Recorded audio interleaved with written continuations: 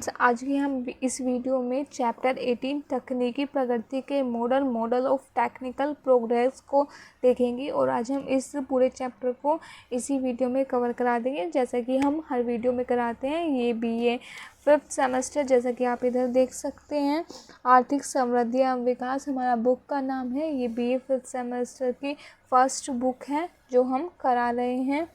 तो चलिए चैप्टर की तरफ बढ़ते हैं। ये हमारा चैप्टर है तकनीकी प्रगति के मॉडल। अब हम देख लेते हैं तकनीकी प्रगति क्या होती है। तकनीकी प्रगति वो होती है जब हम कम संसाधनों का इस्तेमाल करके अधिक उत्पादन करते हैं, तो उसे हम तकनीकी प्रगति कहते हैं। अगर हम सरल शब्दों में कहें तो इसमें भी लिख रखा है, इसमें भी देख लेते हैं इसमें क्या दे रखा है।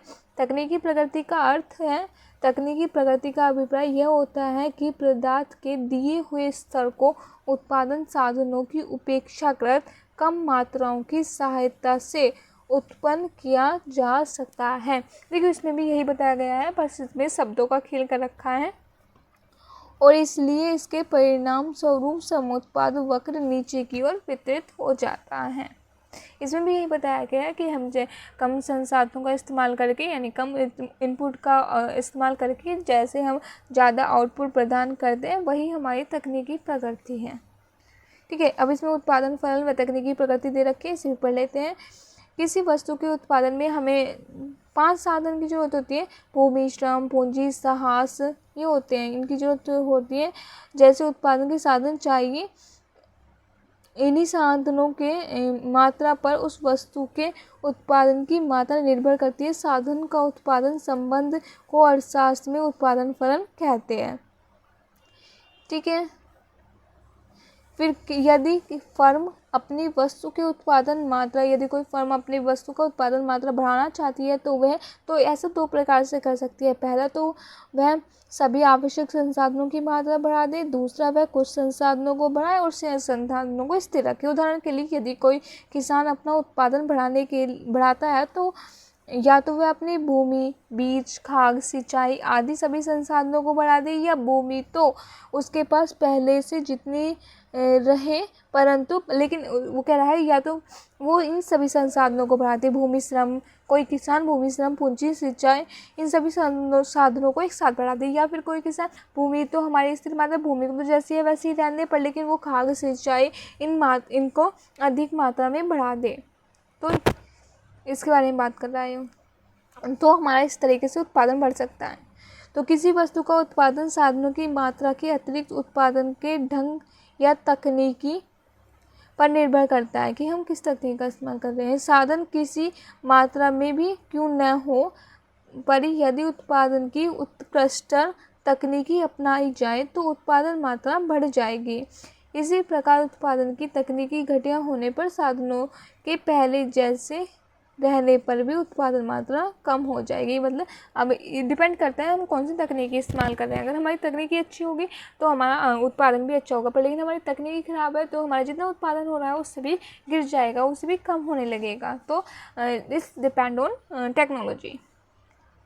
तकनीकी प्रगति के प्रकार, इन्होंने तकनीकी प्रगति के 2 प्रकार बताए हैं, तटस्थ तकनीकी प्रगति और गैर तटस्थ तकनीकी प्रगति। तटस्थ तकनीकी प्रगति में इन्होंने बताया है कि तटस्थ तकनीकी प्रगति उत्पादन फलन को इस प्रकार वितरित करती है कि पूंजी श्रम अनुपात अपरिवर्तित रहता है और साधन की कीमतों के दिए होने पर श्रम तथा पूंजी की सापेक्ष भागों को अप्रभावित छोड़ देता है।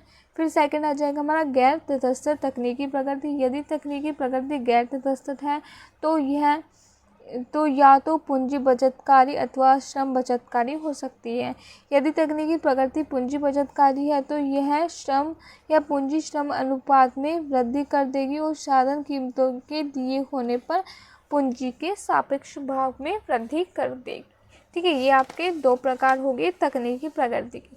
ठीक है, तो बस जो मेन इम्पोर्टेंट था इसमें यही था और इसमें कुछ नहीं है। इसमें जो इम्पोर्टेंट है आप वेरी शॉर्ट में आ सकता है, तकनीकी प्रगति क्या है या तकनीकी प्रगति की मॉडल क्या है। तो इससे आप बस इसकी डेफिनेशन याद कर लेना, या जो मैंने आपको बताया है, जब हम कम संसाधनों का इस्तेमाल करके अधिक आउटपुट प्रदान करते हैं या कम संसाधनों का इस्तेमाल करके अधिक उत्पादन करते हैं तो ही वही तकनीकी प्रगति कहलाती है। इसे आप ऐसे लिख लेना, ठीक है। या फिर से डेफिनेशन को याद कर लेना, it's depend on you, it's up to you, है ना। ये देख लेना। और इसमें दे रखे हैं, इनके मॉडल दे रखे हैं, तकनीकी प्रगति की अवधारणा के मॉडल दे रखे हैं। हिग्स के तरफ से तकनीकी प्रगति की अवधारणा ये इन्होंने अर्थशास्त्रियों ने अपने अलग अलग दे रखी है। तो इतना आप डीप मत घुसना, जितना मैंने आपको बताया इसके अर्थ ही देख लेना बस, और आपको इतना डीप घुसने की ज़रूरत नहीं है। ये वैसे दे रखा है, मैं आपको पूरा दिखा रही हूँ, अगर आप पढ़ना चाहें तो आप देख लेना, ठीक है। और अगर आपको इसका PDF चाहिए तो आप मुझे बता सकते हैं, मैं इसका PDF भी डाल दूँगी, ठीक है। बस बता दीजिए आपको क्या चाहिए, मैं आपके लिए करने के लिए तैयार हूँ। बस आप अच्छे से पढ़िए, वीडियो को लाइक करिए, शेयर करिए, चैनल को सब्सक्राइब करिए, हमारा हौसला बढ़ाइए, है ना, ठीक है।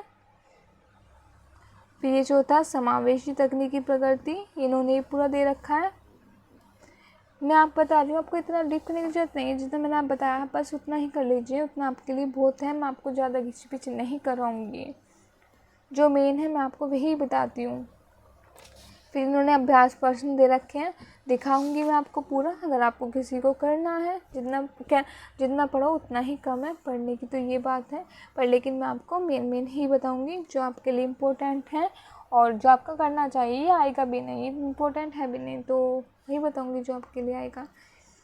तो इसमें ये दे रखे हैं क्वेश्चन अभ्यास प्रश्न है ये, फिर इन्होंने वस्तुनिष्ठ प्रश्न दे रखे हैं, आप इन्हें देख सकते हैं। क्योंकि किसी किसी में ऑब्जेक्टिव टाइप या बहुविकल्प टाइप क्वेश्चन आते हैं, और किसी में क्वेश्चन वैसे क्या कहते हैं उन्हें, थ्योरी बेस्ड क्वेश्चन होते हैं, थ्योरी लिखनी होती है उन्हें, और किसी के ऑब्जेक्टिव या बहुविकल्प टाइप क्वेश्चन होते हैं, मल्टीपल चॉइस। तो उन पर डिपेंड करता है कि उनका कैसे पेपर आएगा। तो आप उस हिसाब से ही तैयारी कर लेना अपना, पहले जौन सी भी आपकी यूनिवर्सिटी है उसके हिसाब से आप देख लेना। मैं CCSE यूनिवर्सिटी की बात करूं तो उसमें तो थ्योरी बेस्ड ही क्वेश्चन आते हैं, ये मल्टीपल चॉइस इसमें क्वेश्चन नहीं आएंगे। तो अगर आप CCSE यूनिवर्सिटी से हैं तो आप मेरे से कैसे क्वेश्चन आएंगे, कहाँ होता है, उसमें क्या नहीं होता है, तो उसके बारे में तो मुझे पूरा पता है, क्योंकि वो यूनिवर्सिटी मेरी भी है। तो उसके बारे में तो आप उससे कुछ भी पूछ सकते हैं। अगर आपको कोई भी दिक्कत आ रही हो, कौन सा क्या मतलब जो भी A to Z कोई भी प्रॉब्लम हो, उसके बारे में आप मेरे से बिल्कुल पूछ लें, कुछ भी सब बता दूँगी मैं उसके बारे में, क्योंकि वो मेरी यूनिवर्सिटी है, मैं उससे पढ़ी हूँ, तो मुझे उसके बारे में पूरा पता है। बाकी अदर यूनिवर्सिटी के बारे में मुझे इतनी जानकारी नहीं है, क्योंकि उससे ऑफकोर्स मेरा इतना रिलेशन नहीं रहा है, मुझे इनके बारे में पता नहीं है, मैं इतना जानती नहीं हूँ। पर लेकिन CCSE यूनिवर्सिटी वो उससे मैं पढ़ी हूँ, तो उसके बारे में मुझे अच्छे से पता है। तो आप मुझसे अगर कोई भी आपको क्वेरीज हो, कुछ भी प्रॉब्लम हो, आप मुझसे पूछ सकते हैं। तो चलिए मिलते हैं अगली वीडियो में, जिसमें हम देखेंगे 29 चैप्टर। तब तक के लिए बाय बाय।